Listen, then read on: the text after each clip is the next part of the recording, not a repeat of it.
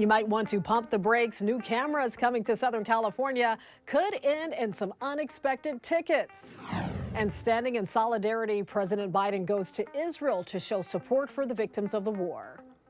Hello, everyone. You're watching The Rundown. I'm Robin Winston. President Joe Biden arrived in Tel Aviv Wednesday morning and met with Prime Minister Benjamin Netanyahu for the majority of his time. The president also met with first responders and families whose loved ones were killed or are being held hostage right now. He told them the United States stands behind Israel. I wanted to be here today for a simple reason. I wanted the people of Israel, the people of the world, to know where the United States stands. This historic trip came just one day after a deadly strike on a hospital in Gaza. Hundreds died. President Biden's plans changed after the attack. His visit to Jordan and a meeting with Middle East leaders was called off amid confusion over who's responsible for the blast. Hamas blamed Israel, but the Israeli military said it was not them and blamed the explosion on a misfired Palestinian rocket. People of the Jewish faith from all over the world are leaving their jobs and homes and heading to Israel to fight in this war. That includes a 21-year-old from Beverly Hills whose simple request to his dad launched a major humanitarian project here at home. Sergeant Meir Dunner left for Israel last week. He's a reservist in the Israeli military and was called to active duty. He wrote to his father asking him to send warm socks to the Middle East. Word got out in his community and donations started pouring into a synagogue in Beverly Hills.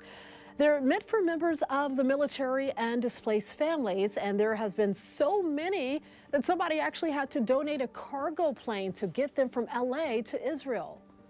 I could make more of a difference being here on the front lines than I can in the comfort of my own home back in America. And I must say, it's been one of the most incredible decisions of my life. Sergeant Dunner tells us he's hoping the war will end quickly, but from where he is on the ground in Israel, he says it doesn't look like it will be over anytime soon. Part of Pacific Coast Highway in Malibu shut down Tuesday night because of a deadly crash. The Sheriff's Department confirmed that all 4 victims were killed. They were young women. 2 other people were taken to the hospital. Video from News Chopper 4 shows the widespread aftermath of the crash. The pedestrians were walking along the road when a 22-year-old man hit them. The man was taken into custody Wednesday morning.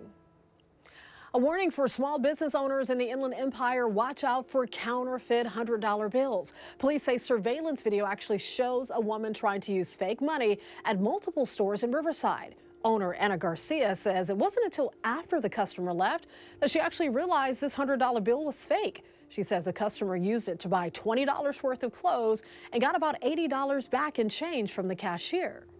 We're a thrift store, so that takes us a while to accumulate that amount of money. Yeah, so it is a big hit for us. You go on the dark web and you can literally buy stacks of these. Bill is actually 75% cotton and 25% linen. Anna says later that day, the same woman went to another business and tried to pass fake money there. Investigators say if you spot a counterfeit bill, don't try to confront the person who's trying to pass it. Just refuse it and call police. All right, let's head outside. We're checking in with meteorologist Belinda De Leon. She's here with an update on some dense fog and warm temperatures.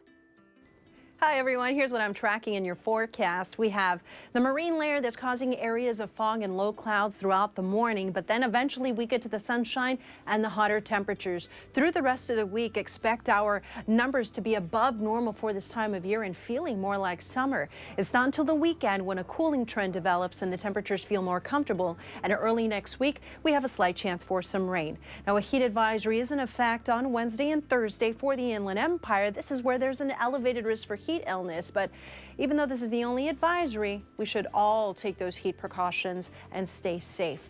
Now look at the trend in Riverside, where the numbers will stay above normal for the rest of the week, but over the weekend comes the cooling trend. It's going to feel more like fall. Early next week we hang on to those cool temperatures, and it's Monday when we have a slight chance for rain. Stay tuned.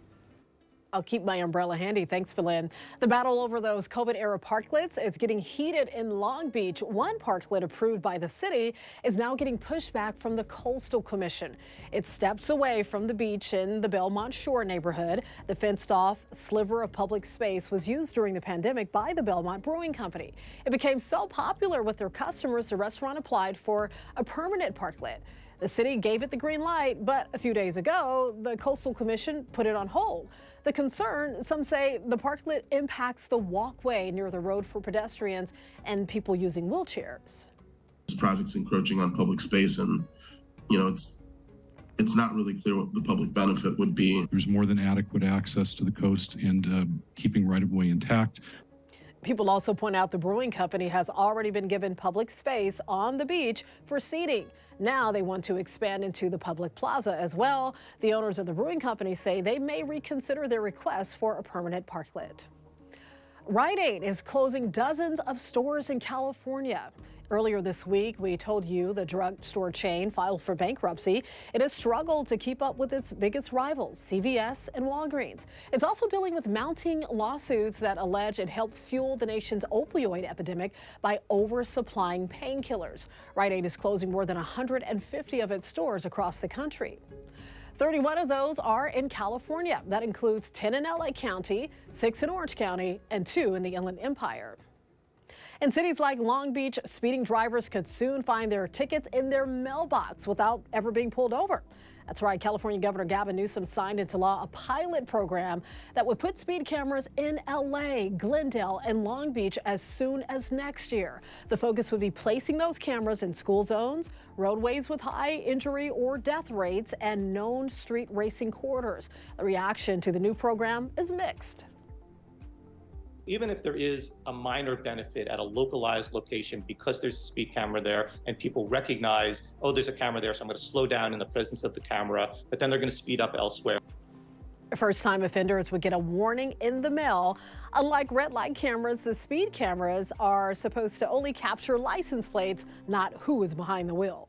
We're getting a clearer picture of the impact from Hollywood's summer of strikes. A new Film LA report reveals LA production dropped 41% overall last quarter. Feature film production also dropped by nearly 55%. SAG-aftra has been on strike since July, and members say they'll keep going until they strike a deal. Many of our SAG-aftra members have been walking the picket lines since May 2nd with WGA when their strike started. As many people know, they've already got their deal. It's a good deal that they're really happy with. And our performers deserve a fair shot to even negotiate a deal to get us back to work. The Writers Guild of America ended its strike against the studios on September 27th. Comcast, the corporation that owns our parent company, NBC Universal, is represented by the Alliance of Motion Picture and Television Producers. Some employees of the NBC News Group are represented by SAG-aftra. Magic Johnson has a message for folks like him who are over the age of 60. Protect yourself against RSV.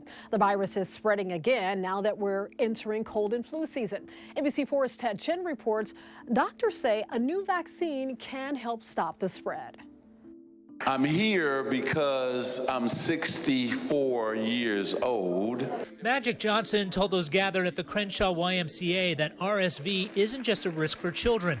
Last year, a surge in RSV cases put a strain on children's hospitals in Southern California and across the nation. When I think about my own health, I always want to know everything that's out there. It's actually very contagious. For most people, catching RSV is like getting a cold, but doctors are warning that RSV can have serious consequences for people over 60 who are immunocompromised. Last year, some 177,000 adults over 65 were hospitalized with RSV, with an estimated 14,000 deaths. Johnson introduced a woman from Indiana who had a particularly bad experience. It was the worst cold I ever had in my life. I couldn't breathe, I couldn't eat, I couldn't sleep. The CDC is now recommending consultation with a doctor about the possibility of getting a vaccine against RSV that's being introduced for the first time. This is the first time that we're offering it for adults. Dr. Jerry Abraham of Kedron Health says during COVID isolation and heavy mask wearing, other viruses like RSV likely mutated and became more of a threat, which helped trigger a wave of hospitalizations last year. He recommends everyone over 60 get the RSV vaccine. And it is really really good vaccine, but we do feel that the public doesn't know about it, and people who need it most probably haven't gotten it. Make sure you know everything there is to know. And Magic's message to older Angelenos is get educated. Ted Chen, NBC4 News.